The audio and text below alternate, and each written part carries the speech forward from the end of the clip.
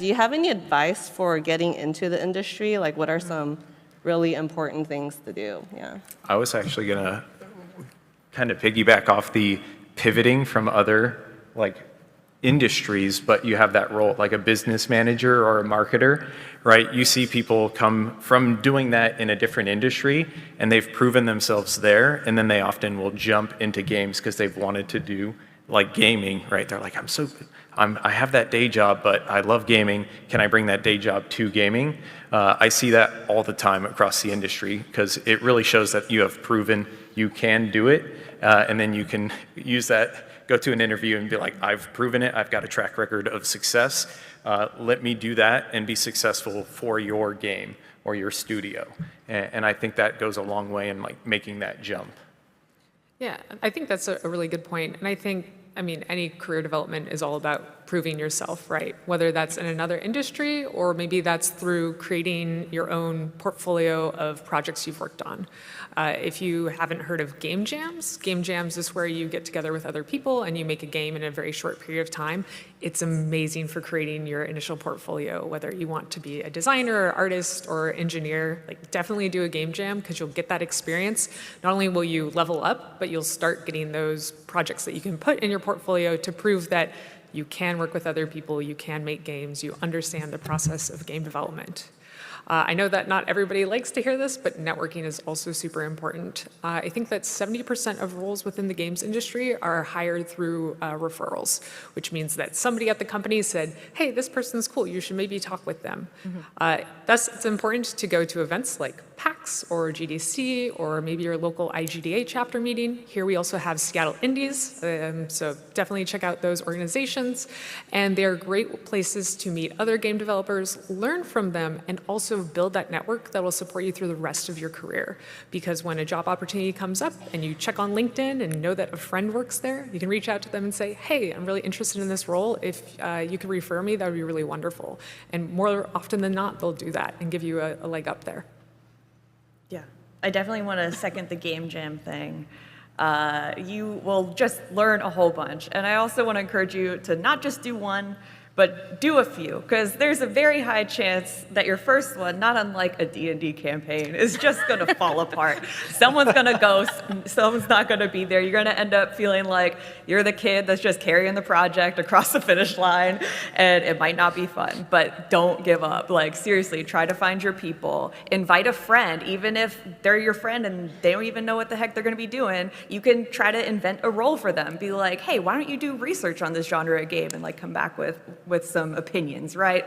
Like, just having opinions about the work is sometimes enough to, get you inspired and just like have that person who's got your back and, will actually make it a fun experience. Because, yeah, like, why make games if it's not going to be fun?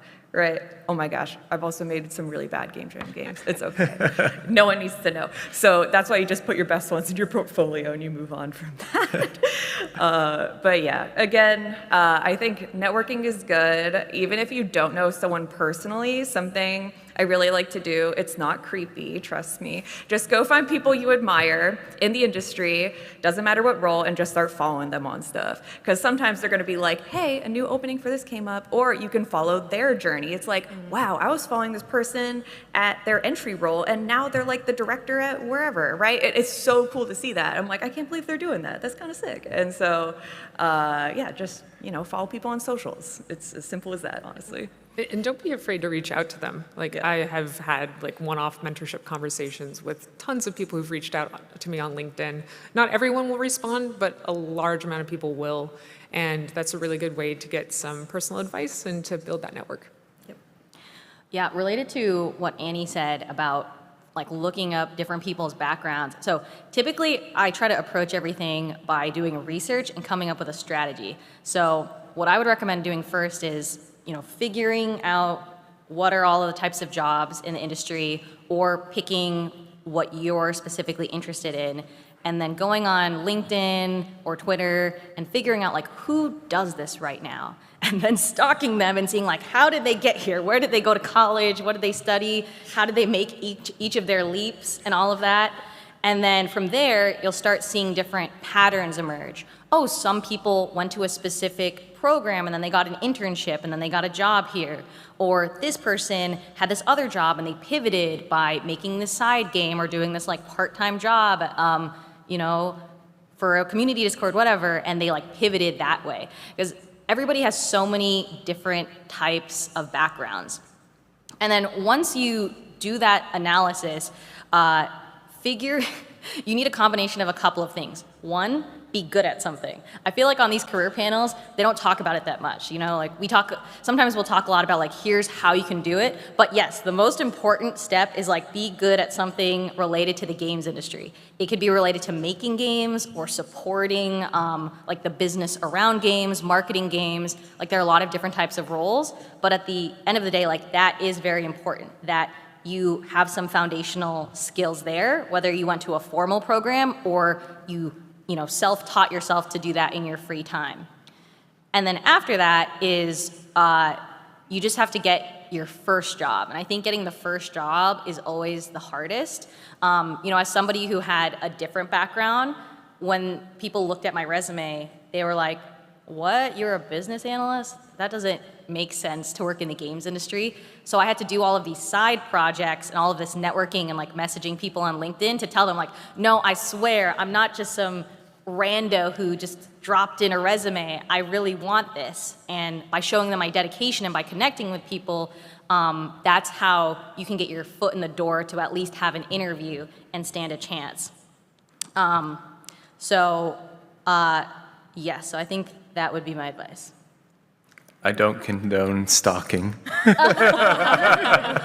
not stalking them. I'm researching their background, putting it in an Excel spreadsheet. Wow, I think everyone kind of covered it, but I'll see what else I can add. Yeah, I think to the point around like trying to build expertise, like I know a lot of people, I kind of wish I'd done this, but I know people who have done it, where they've like started their own blog or something like that, where they've like analyzed games, and it's just like, again, it's like a proving function, right? It's like, I'm gonna do a deep dive into this game, which shows a couple things. It shows I'm really dedicated and interested. It shows that I understand how games work, like deconstructing a core loop or something like that demonstrates design expertise, but also like, again, like a deep understanding of how game mechanics function. So I think there's like a lot of value in just like to build out that portfolio, right? You don't just have to be on the side of like making something. I think that's amazing too. But if that's intimidating or difficult, I think even just showing like you can break that down and like conceptualize it is also a proof of concept, right? So that could be one avenue. And then everyone's been saying this, but really it is about just like knowing folks in the industry. It is like a what's on the back of your t-shirt sort of place, which again can be really, really great once you're in it, but really intimidating if you're not yet in it, right? And so for a very long time, like I'd always thought I wanted to be in gaming, but had just like no idea how to get in. And I got really, really lucky with the like business school break and the timing of it all. And so like I'm really thankful that just like the stars aligned. But truth be told, it was really just having a bunch of critical conversations with the right people who were like, oh, this girl's passionate. She's excited about this space. Like, I had a similar journey. Like, let me help her out. And so I'm really lucky. Like the industry's been very good about I guess like investing in other folks who demonstrate that passion. So again, I think it's networking, as folks have mentioned, and it's like demonstration of expertise and deep understanding. And then I really want to emphasize Victoria's point as well around the like, okay, this is like my RPG showing, but like your like skill point allocation, right? I think it can be very invaluable to have like the cross-discipline, like I have points in a couple of places, but at some point like sub-specialization does help, right? Like if you're a strength-based character, you're not going to go all int, right? Like it's going to scale specifically. So get some breadth and then try to find your niche. With regards to doing blog posts and something, like as evidence, when I was doing contract work in VR, the Oculus came out, and I noted that there was a lot of harassment in virtual reality, and nobody was really talking about moderation. So I started talking about tools and ways that you can moderate virtual reality. I did a talk on it, and that talk actually got me hired at a VR company. So yeah, if you're passionate about something, if you see something, that wasn't a game, that was just me talking about potential ways to moderate in VR to prevent harassment. Yeah, that's super awesome. Yeah, I think everyone mostly covered it, but I'll expand a little bit with a couple of stories. So definitely encourage you to do game jams, hackathons, things like that. So actually, Victoria and I used to work together, and we built a new game mode in our game that we were working on. And we are not game designers. It's a producer and an engineer. Basically, it's really nice because if you go to one of these, this was within our company, so then, people are happy to help. But in general, when you go to a game jam, folks are happy to help. You just let them know, like, hey, I don't really know much about this, but I want to learn about it. So we kind of like took another game that we really liked, and we wanted to build it in our game. We talked to some like maps and stages designers, and they basically, helped us out with conceptualizing. I looked at just researched a bunch of games out there and how do they build maps like this? How do I translate these? And then I was really funny because I was like, Victoria learned how to use Unreal, and then we joked that we were both design interns, but she was like, I'm an intern, I'm an engineer intern. Anran told me what to do, but it was so funny because I was like, oh, Read the error code. yeah, read the error code. Be afraid. Because engineering sometimes seems intimidating because then she ran it, and then this error popped up, and she was like, no, and she closed it, and I was like, Victoria, you should have read it because it told you exactly what was wrong with it, which line and exactly what happened. You forgot to set this, one thing. But yeah, definitely just encourage you to kind of build a game and try it. And then as well as networking is important, and you can go to stuff at PAX, meet people, talk to them, be genuinely interested in their jobs. I think the networking gets a bad rep when you kind of go up to them and ask for a job. That basically never works. But if you just want to know them as a person, if you're interested in what they do, that's much better received. And then after a couple of times, a lot of my roles actually, it was through networking. Obviously, first one was I interned at Microsoft. I did a good job, so they wanted to help me find another role and keep me at the company. My second was just I met some friends just around Seattle. One happened to work at Twitch, one happened to work on Pokemon Go, and those were actually the roles I ended up going for and getting positions for. And we were just engineers. I met them at someone's house party, and I talked about what I did on Halo, and it's a lot of the progression, matchmaking, metagame stuff. And then one of my friends at Twitch works on all that sort of stuff, but for Twitch, subscriptions, hype trains, things like that, where it kind of motivates you to contribute to the creator. And he's like, yeah, that's exactly what I do. And then my friend on Pokemon Go works on all the back-end services. We played Pokemon Go together, so that's how I knew her. She built a lot of the, Mewtwo raids and stuff like that. Whenever I was broken, I was like, hey, this is broken. I sent it to her. She was like, okay, and then the next day she fixed it. But yeah. Friends in high places. Yeah. So definitely build connections. You are all big gamers, so you'll meet people in the industry and then get to know them as people. And then one day I was looking for a job, and they're like, yeah, we'll refer you. So Yeah. Networking is about making friends, not about finding job opportunities. There is a right way to network and a wrong way to network. And I like how you said it. Meet them as people, right? Network as people, right? Don't use them as an opportunity for jobs, right? It's connect with them, understand what they do, the value they bring to the studio, learn about them as a person, and then kind of use that and learn from it, and then use it as an opportunity. Yeah. Yeah, I think that's a great point also that devs are people too. No,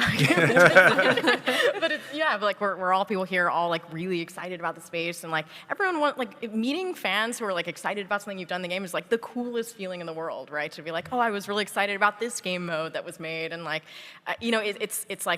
don't know, makes me really happy when that happens. So certainly I think those moments are really fortuitous, but it does require, I think, realizing that the people who make the games are fans in themselves and people too, and that's where we should be approaching it from.